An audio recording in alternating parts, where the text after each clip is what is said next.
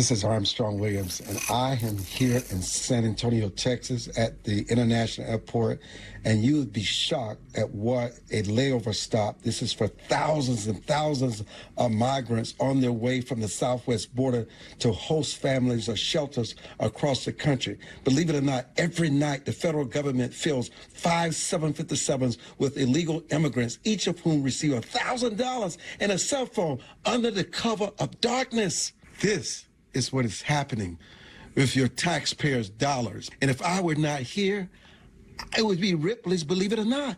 It's unbelievable.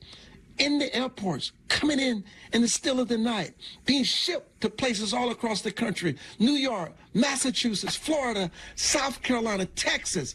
Wake up, America. You know, it's fascinating. You know, my producers would have preferred not that I play it because they want it to look perfect. I don't really care how it looks. It's the message that's being sent. When you go to a place like that, Victoria to San Antonio, are you shocked at what you just saw?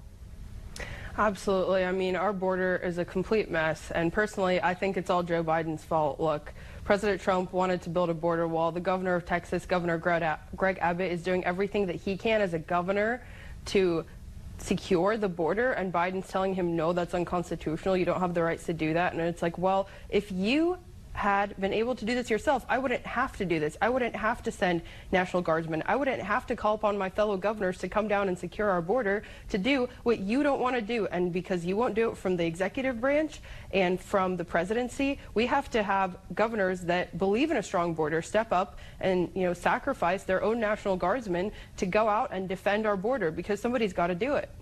You know, that's a fascinating narrative from Victoria Churchill, who's an editor and commentator with Young Voices. How do you respond to what you just heard, Victoria?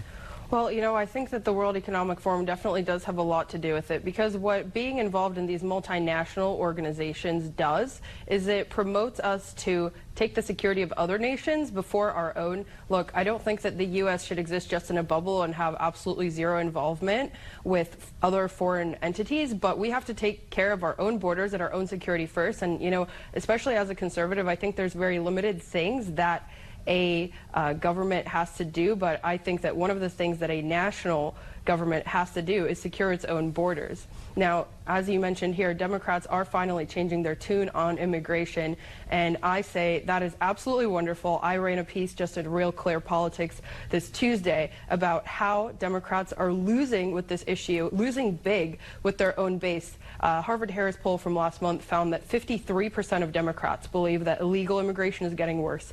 When you look at issues, for example, like sanctuary cities, those issues are split more evenly 50-50 among probable American electorate.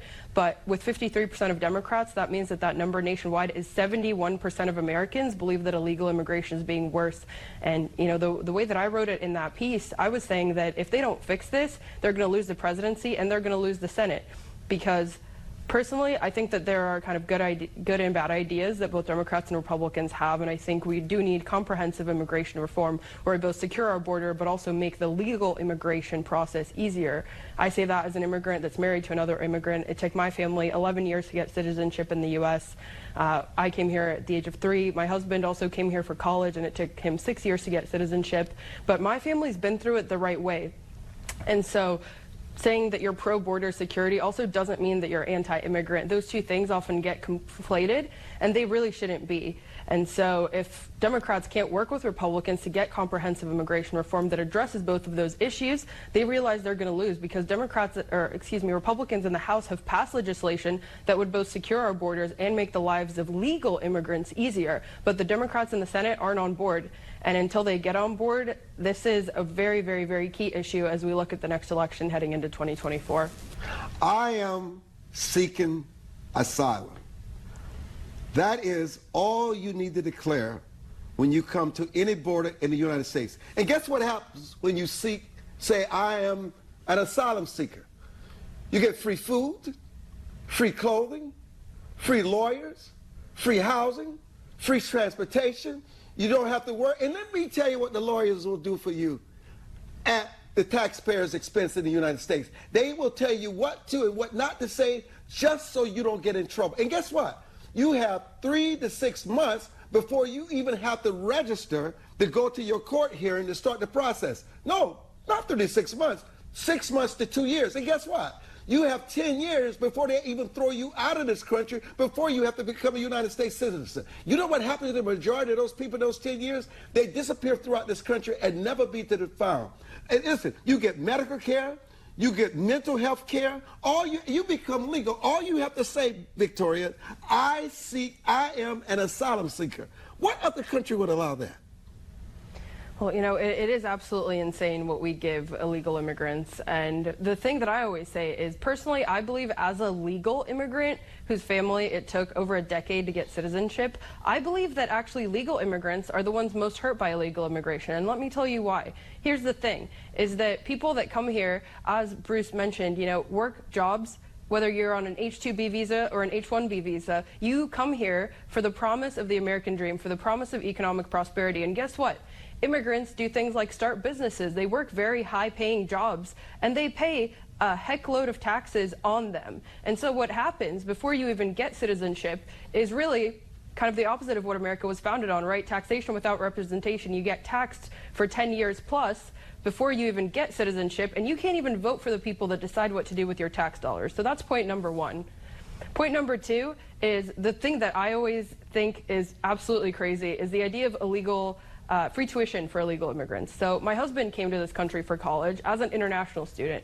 As an international student, you actually pay more for college than both an in-state student and an out-of-state student. But if you walk across the border illegally to pretend like you just care about the American dream and you want to chase it, you get that for free. My husband had to work 3 jobs in college to pay his tuition that was higher than the rest of his peers. But if he had just walked across the border and not registered, he would have just been given that college for free.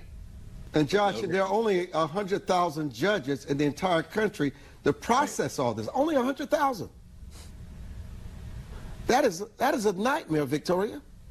You know, I absolutely agree. The current immigration system is a mess, and I think too many people don't want to go through it, which is why earlier in this segment I talked about how Congress really needs to tackle this problem at both ends, both stop the flow at the southern border, but also have comprehensive immigration reform so that families like my own, it takes them much less time to be here and become citizens. Because I personally believe that if you come here for an economic reason and you work a job that is very high in demand, make a lot of money, I think we should want to keep these people, because also what's happening, because things like the H-1B visa are a mess, is that we are actually losing to Canada. Some of our former H-1B visa holders, just a few months ago, Canada opened up a portal for people that had H-1B visas in the U.S. and couldn't get them renewed and were kind of facing going back to wherever their home country was from. Those people were going and working for tech companies in Canada instead of here in the U.S. and keeping those tax dollars here. So they're getting the knowledge and they're leaving.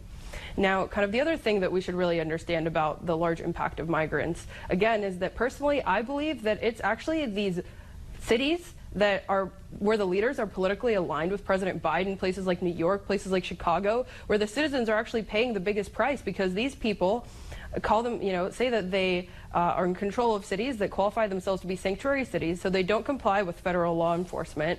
And so their citizens end up paying the price with their own tax dollars, which are, again, because of liberal politicians, higher than the rest of the country.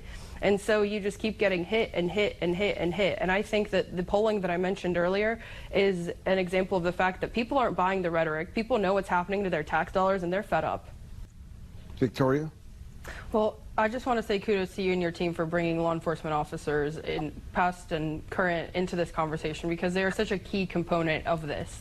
Now, you know, in my day-to-day role as a writer and an editor at American Liberty News, I constantly talk to law enforcement officials from all over the country that see the effects of Biden's border blunders in their own community. Now, I've talked to several officers that say really anywhere is a border county. This idea of every county is a border county, where the fallout from what's happening on our border is affecting law enforcement officers from all over the country. One in particular I talked to was a sheriff in Virginia, Culpeper County.